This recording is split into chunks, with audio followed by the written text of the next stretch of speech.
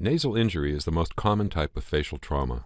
It often occurs as a result of motor vehicle accidents, assaults, falls, sports injuries, and occupational injuries. Most nasal injuries do not require immediate intervention, but trauma that results in a septal hematoma is an exception. This cartoon depicts a cross-section through the cartilaginous portion of the nasal septum. A septal hematoma is blood that collects in the space between the septal cartilage and the overlying perichondrium.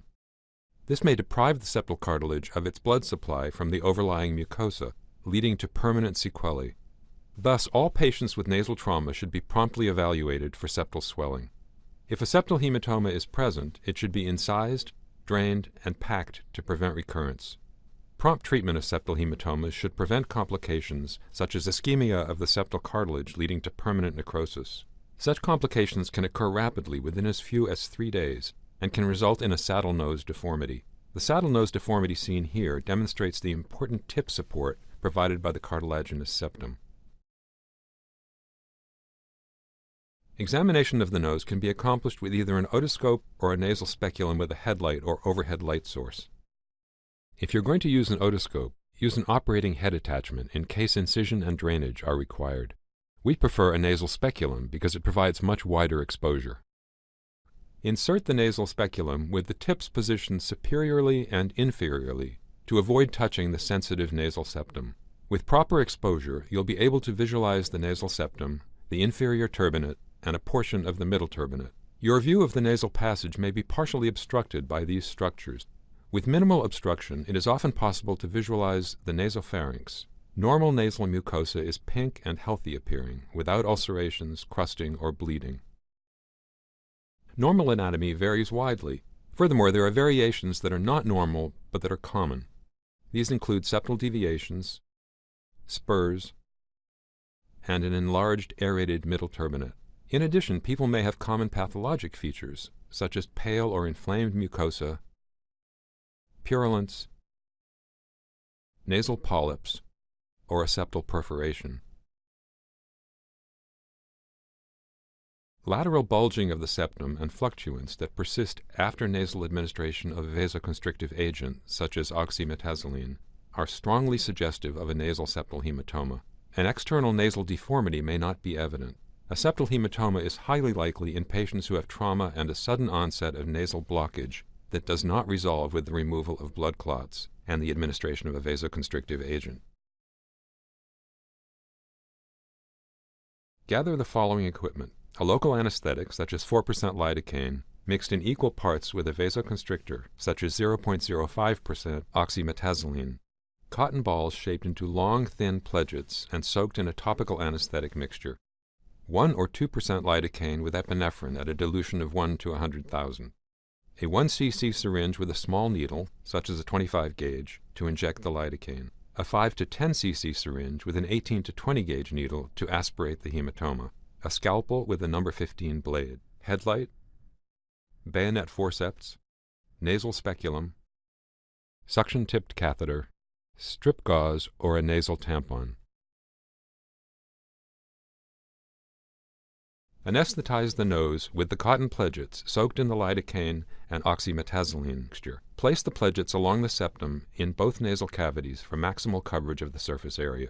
Topical anesthesia is usually achieved within 10 minutes, at which time you can remove the pledgets. At this point, the patient will usually tolerate injection of a small amount of lidocaine with epinephrine into the superficial area of the septal epithelium. Note that the mucosa will blanch in response to the epinephrine. Attach the needle to the syringe and use it to aspirate the hematoma cavity. Clotted blood is usually withdrawn easily. If you're concerned about infection, send a specimen for culture and sensitivity testing at this time. Hematomas are also susceptible to secondary infection, usually with Staphylococcus aureus. Community-acquired methicillin-sensitive or methicillin-resistant Staph aureus is usually sensitive to doxycycline or trimethoprim sulfamethoxazole. After aspiration, use the scalpel to cut through the septal epithelium and into the hematoma cavity, making an incision large enough to prevent reaccumulation of the hematoma, about 5 to 10 millimeters. As seen here, the initial incision is not large enough to ensure adequate drainage. Extension of the incision allows insertion of a small suction-tipped catheter to remove clotted blood and examine the septum for necrosis. In this patient, the septum appears healthy. Nasal packing is required to prevent the development of another hematoma or a seroma. The two primary types of nasal packing are with sterile gauze impregnated with petroleum jelly and the nasal tampon. Both procedures will be discussed here. Using a nasal speculum and headlight, employ a bayonet forceps to layer 1/4 inch gauze impregnated with petroleum jelly into each of the nasal cavities.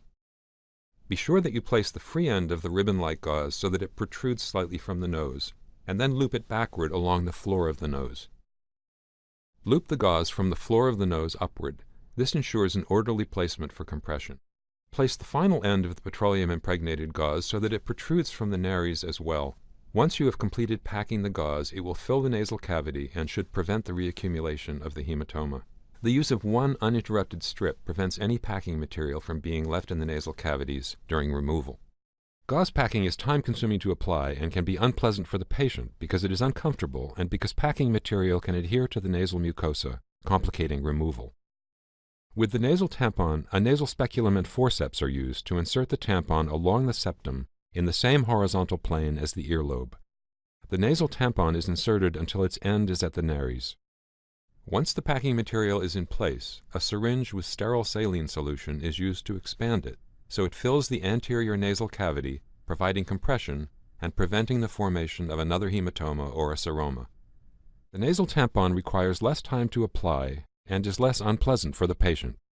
The packing material is left in place for 3 days. While the packs are in place, the patient should take an antibiotic that will guard against staphylococcal infection. With resolution of the hematoma, the septum will generally heal within 1 week without any evidence of the incision.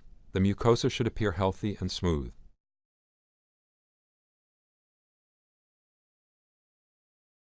Complications can be divided into early and late on the basis of their appearance. The most common early complication is the formation of a seroma, owing to fluid reaccumulation after nasal packing material has been removed.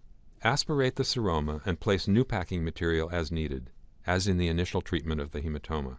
Hematomas are susceptible to secondary infection, which can usually be prevented by starting the patient on an antibiotic regimen right after the procedure and continuing the treatment while the nasal pack is in place. If an abscess is present, send a specimen for culture to ensure that the antibiotics you have prescribed will provide adequate coverage. Culture-directed therapy will help avert dangerous late sequelae, including intracranial extension of a septal abscess. If the hematoma is not promptly drained, destruction of the septal cartilage can result in the saddle nose deformity seen here.